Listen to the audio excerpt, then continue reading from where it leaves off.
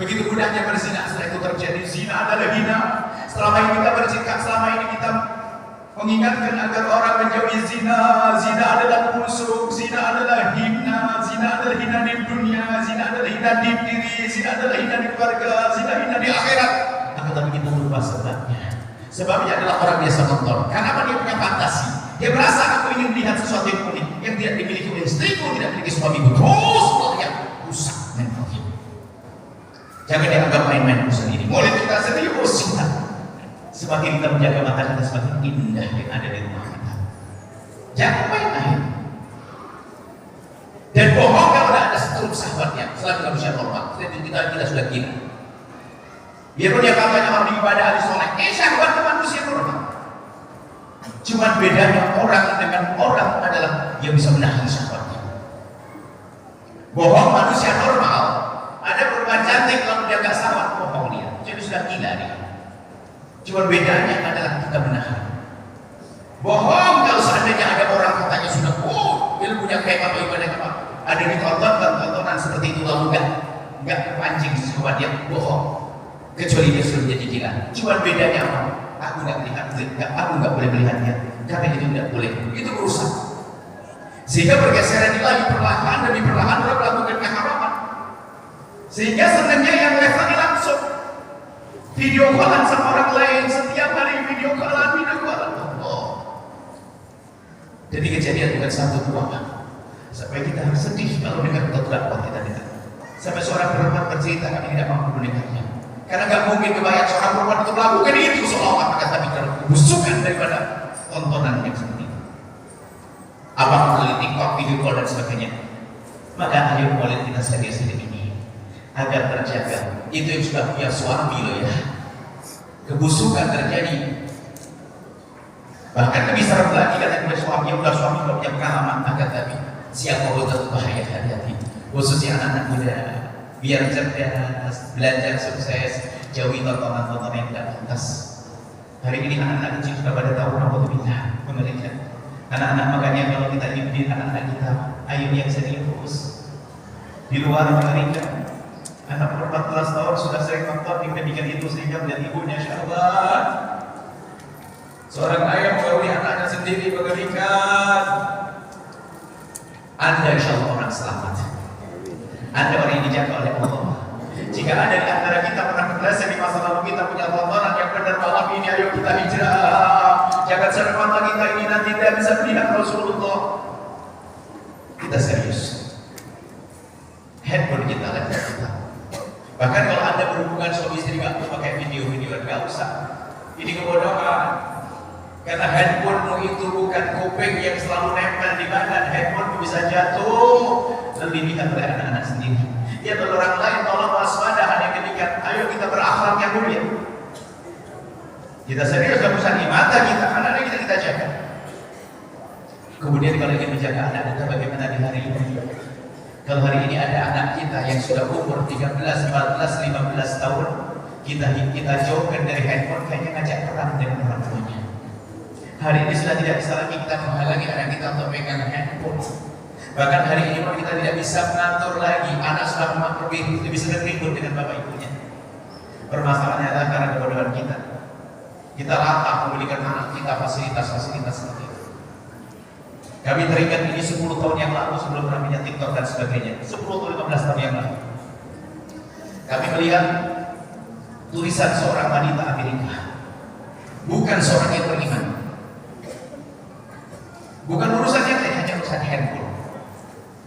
Beliau mengadakan untuk menjaga anak kita agar tidak terjerembab dan terjerumus di dalam bahayanya handphone, maka tolonglah waspadai urusan handphonenya. Lalu bagaimana caranya? Ini catatan orang wanita Amerika. Kami baca sekilas dan kami ingat terus betul karena ini cerdas. Apa kata wanita itu? Satu, katakan kepada anakku bahwasanya handphone ini handphone yang mama, bukan handphone saja. Yang kedua, handphone tidak boleh pakai PIN. Yang ketiga, tidak boleh ada yang hapus apapun yang terjadi di situ. Yang keempat, kalau pulang harus diletakkan di tempat yang mama bisa ambil waktu itu. Yang kelima, terus itu ada. Jika sesuai dengan perjanjian akan aku belikan. Ini orang non muslim. Ya kita latah membelikan sehingga kita tidak bisa mengatur anak kita. sehingga anak kita menjadi terserban, terjerumus dalam keinginan. Hari ini mengerikan. Lalu apa yang tidak kita lakukan saat itu anak kita? Di saat hari banjir kita tak akan mungkin membuat bendungan, tapi di saat banjir kita buat hadiran-hadiran. Bagaimana mengarahkan anak kita? Kalau kita bilang jangan perang kita. Ada beberapa hal yang perlu kami hadirkan di sini. Maulid kita adalah maulid menyelamatkan anak-anak kita. Kita yang salah 94, kita sudah punya akal. Tapi anak-anak kita yang kecil lagu bertas dan akal yang belum sempurna. Sehingga yang ada dulu disahabatnya. Sampai suatu ketika ada anak kecil ingin melakukan sesuatu tapi nggak bisa. Berarti terlalu seringnya dia lompat lalu ingin mencoba tapi belum bisa. Ini pengaduan. Begitu bahayanya ini, maka Anda jangan main dan urusan anak-anak, urusan orang dan sebagainya. Lalu bagaimana dengan anak-anak kita? Cucu-cucu kita. Jawabannya yang pertama adalah rindukan anak-anak Anda untuk tinggal di sebuah tempat yang Anda tanpa melarang main handphone. Anak itu sudah tidak akan handphone. Yang Anda tanpa melarang untuk lihat di internet, mereka tidak akan nonton internet. Apa itu? Pertama adalah pondok pesantren. Hari ini adalah hari pondok pesantren. Dan alhamdulillah pondok pesantren di mana-mana ada. Termasuk kami dengan tim teman-teman sudah ada pondok di beberapa kota. Kalau sudah pondok ada peraturannya. Dan anak yang biasa hobi main game segala macam masuk pondok selesai. Sehingga kalau kita perhatikan hari ini problem anak-anak 80%-nya solusinya pondok pesantren. Coba problem apa anak-anak kita? Problem handphone, problem internet, problem pergaulan, problem ini semua terselesaikan. Yang pertama adalah rindukan anak Anda ke pondok pesantren. Rindukan agar mereka bisa masuk ke pondok pesantren. Ini yang pertama. Yang kedua, jika ternyata anak Anda memang sudah terlanjur besar untuk masuk ke pondok pesantren tidak bisa, jangan dipaksa jasadnya masuk ke pondok pesantren. Kami beri cara, masukkan hati yang pondok pesantren sudah cukup. Bagaimana masukkan hatinya ke pondok pesantren? Sambungkan hatinya ke pondok pesantren. Ini harus kita mulai hari ini. Ada keberkahan di balik ini semuanya. Bagaimana menyambungkan hati anak kita ke pondok pesantren? Misalnya anak Anda kuliah di Jogja. Berapa ribu Anda mengirimnya? Mengirim uang, anggap saja Anda mengirim 1 juta rupiah. Anda tambahi 1 juta, Anda tambahi 100.000. Berarti menjadi 1.100.000. Lalu sampaikan kepada putra Anda 100.000 yang kirim ke pondok pesantren. Sengaja namanya pondok pesantren supaya jelas. Karena Anda punya tujuan panjang mengenalkan dia ke pondok dan guru dan tokoh dan ulama dan rasulullah. Dia akan tertanya, untuk apa Umi harus di pondok? Jawabannya yang masuk akal. Pertama, berbagi. Umi mau berbagi kan baik saya. Yang kedua, berbagi ke tempat anak menuntut ilmu biar kamu mendapatkan pahala. Kemudian apa? Biar menjadi berkah belajar di Jogja atau di Solo. Terus dibiasakan semacam itu. Anda akan kirim uang. Bulan pertama, kedua seperti itu. 1.100.000. Di bulan yang kelima Anda potong, Anda kurang lagi menjadi 1 juta lagi. Apa kata anak Anda? Umi, mana 100.000? Dia bertanya di luar. Dia boleh kecantol hatinya dengan pondok. Allah melihatnya kan. Itu sudah sambung hatinya. Sampai dia selesai kuliah, Anda katakan anak-anakku, anakku, kamu sudah selesai kuliah. Dan sepertinya kamu sudah mulai kerjakan. Iya Umi, ingat. Waktu kamu kuliah ada uang tambahan untuk bantu pondokan. Iya Umi, sekarang gajimu kok potong. Terserah berapa untuk pondok pesantren.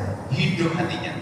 Kalau tiba-tiba anak Anda menjadi orang kaya raya, dia punya ikatan hati dengan tempat kuliah dan didoakan oleh anak pondok akan terjaga anak itu. Namanya memondokkan hati. Dan anak-anak muda, anak-anakku semuanya, kalian yang tidak bisa pondok karena satu hal, pondokkan hatimu sambung dengan tempat kuliah. Biarpun dirimu belum bisa masuk pondok pesantren, pastikan engkau punya perjuangan di pondok pesantren. Disitulah wasiat Rasulullah berada. Disitulah doa-doa para kekasih Allah. Biarpun kalian tidak masuk pondok, ternyata hati Anda dan kalian pondok itu keselamatan bagi wahai anak-anak muda. Punya gerakan, mungkin dengan kawan-kawannya beli bakso, kembaliannya dikumpulkan setiap bulan dikirimkan ke tempat yang baik, pondok pesantren. Loh, itu mengikat hati Anda.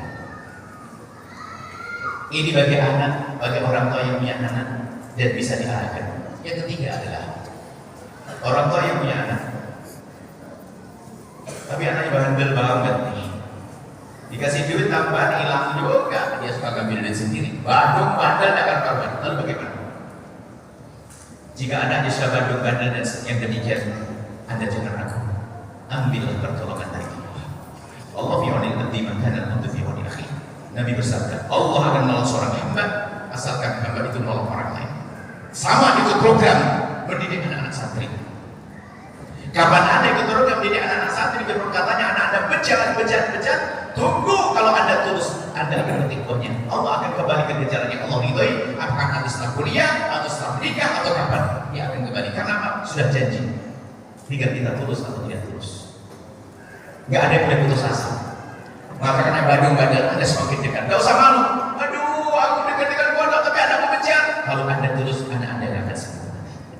Allah Maha Kasih. Kemudian yang terakhir adalah, mungkin ada orang yang tidak punya anak saat ini. Bagi Anda yang tidak punya anak, lalu terus bekerja cari uang, jangan sampai Anda di dunia tidak punya anak, ternyata di akhirat juga tidak punya anak. Orang di dunia tidak punya anak banyak, seperti Siti Aisyah tidak punya anak, Imam Nawawi tidak punya anak, tapi di dunia tidak punya anak, di akhirat punya anak. Bagi Anda yang tidak punya anak, jangan ragu, jangan sia-siakan rezeki Anda, jangan sampai Anda capek cari uang kotornya mati, tapi Anda tidak mendapatkan apa-apa. Lalu dipakai apa harganya? Tumpahkan rezeki Anda untuk mengangkat anaknya hamba Allah, biarpun dia bukan anak yang lahir dari rahim Anda, tapi dia akan menjadi sebab Anda mulia. Anda punya anak banyak di akhirat nanti. Hei yang tidak punya anak, jangan sampai di dunia tidak punya anak, di akhirat juga tidak punya anak. Dan program ini adalah untuk menghindarkan, bukan saja menghantarkan anak kita pada kemuliaan yang sesungguhnya, tapi juga untuk menghindarkan daripada bencana tontonan yang salah tadi. Hari ini mengerikan sekali, makanya kami sampaikan saat ini, boleh kita hari ini jaga mata, hati kita akan rusak karena pandangan mata kita. Kulil mu'minina yaghuddu min absarihim, katakan kepada orang beriman agar menutup matanya. Wal kulil mu'minati yaghuddna min absarihim, katakan kepada para wanita agar menjaga matanya. Dan sungguh kalau seorang laki-laki menjaga matanya akan tidak melihat yang haram, baik haram di alam nyata atau alam maya, akan ketahui istrinya semakin hari semakin indah. Tapi kalau sudah sering nonton, ketahuilah akan meremehkan. Milik istriku hanya begitu, milik suamiku kayak begitu. Lebih indah yang di sana adalah tontonan yang kotor. Maka kalau ada seorang suami ngajak istrinya nonton film kotor, artinya suruh nilai bahwasanya yang aku punya tidak seindah yang kau lihat di sana, wahai istriku. Bodoh. Karena itu adalah film semuanya. Lalu mengatakan, aku tidak terbaik dengan pasangan. Coba-coba dengan yang haram. Kemudian tertutup dia penyakit, bukan mencari yang lebih cantik. Pokoknya yang lebih unik. Bukan lebih cantik, bukan lebih ganteng, lebih unik. Sehingga ada seorang perempuan yang sangat mulia secara zahir, punya pekerjaan yang sangat mulia. Ternyata dia melakukan kehinaan dengan seorang pengantar air. Dalam waktu singkat dia, waktu ditanya kenapa kejadian semacam itu, dia lagi di internet ada lihat ada orang antarkan air. Tiba-tiba langsung kayak dia muji itu, dan terjadi kehinaan. Zina adalah hina. Takutlah kepada Allah. Ada halal, cukup dengan yang halal. Sehingga kalau orang jiwanya kotor, lihat dia harus punya halal, lihat yang halal. Beridu dengan yang haram, ada di rumah yang punya yang halal, itu kehusukan. Sebabnya apa? Pandangan. Kalau pandangan itu terjaga, nggak mungkin. Di rumah sudah punya suami, cuma matanya jelalatan lewat handphone sehingga suaminya sudah tidak hargai. Dia penasaran, dia coba-coba. Saat suami tidak ada, lebih melakukan yang haram. Hati-hati. Insya Allah hari ini hari kuliah kita semuanya. Terjaga semuanya. Ini perlu kami sampaikan karena kebetulan kami menempatkan diri kami di tempat orang bertanya, sehingga kami setiap ada orang ngadu menangis stres. Saya kalau dengar cerita begitu pusing sih. Aneh-aneh kejadian, tontonan, semua rata-rata tontonan. Bahkan di pondok pesantren di saat ada kelahiran anak-anak santri semuanya berangkat dari di rumah pinjam handphone orang tuanya nontonnya tonton. Rata-rata. Gak usah pakai kecualian. Begitu bahayanya. Maka jangan meremehkan. Ayo, ingat baginda Nabi Muhammad sallallahu alaihi wasallam, ingat Rasulullah. Ini bisa kami sampaikan pada kesempatan ini. Insya Allah semakin indah Anda pulang ke rumah, suami Anda semakin ganteng nanti karena Anda menjaga mata, istri Anda semakin cantik karena Anda menjaga mata, semakin indah di rumah Anda dan semakin aman hati ini insyaallah karena Allah baik. Ini saja bisa kami sampaikan. Ini adalah pengajian pertama, insyaallah akan dilanjutkan dengan pengajian-pengajian seterusnya. Fatimah. Ini ada Pondok Al-Bahjah Subang, tempatnya di Susun Bongas, Desa Sindang Sari, Kecamatan Cikaung, Kabupaten Subang. Ada pondok kita, semalam kita di sana tadi siang. Pondok Al-Bahjah. Dan kami himbau Anda untuk bisa bergabung dengan Al-Bahjah dengan catatan. Siapapun yang sudah punya ikatan dengan guru-gurunya tidak boleh memutus dengan gurunya hanya karena ingin bergabung dengan Al-Bahjah. Yang boleh adalah Anda semakin kuat dengan guru Anda, bonusnya bergabung dengan Al-Bahjah. Kami tidak ingin memutus Anda dari guru Anda, sebab guru itu ingin menuju kepada Allah, bukan rebutan. Insyaallah. Kemudian ada namanya program Syakhi, amal kebaikan hati. Syakhi itu Anda bergabung nanti Anda bisa terus mengasah hati Anda, bisa berbagi 100.000, 200.000, 500, 100.000, 5.000, 1.000 rupiah. Dengan Syakhi nanti Anda bisa pilih. Ada berderma 1.000 rupiah. Hati Anda mulai gersang, Anda berderma.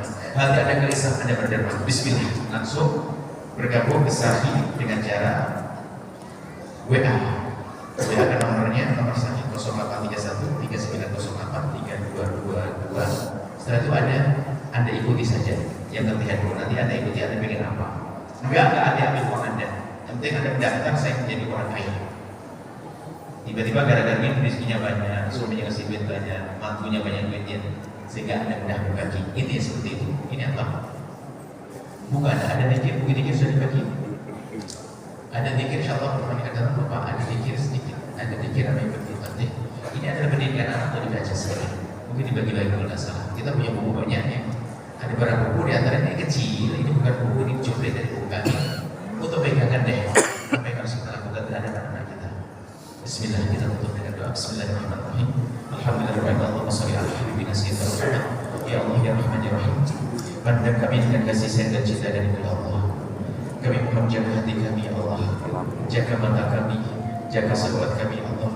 Jauhkan kami dari sebab-sebab kehinaan. Di zaman yang mengerikan ini jaga kami, jaga anak-anak kami ya Allah. Jauhkan kami dari sebab kehinaan, jauhkan mata kami dari melihat yang haram.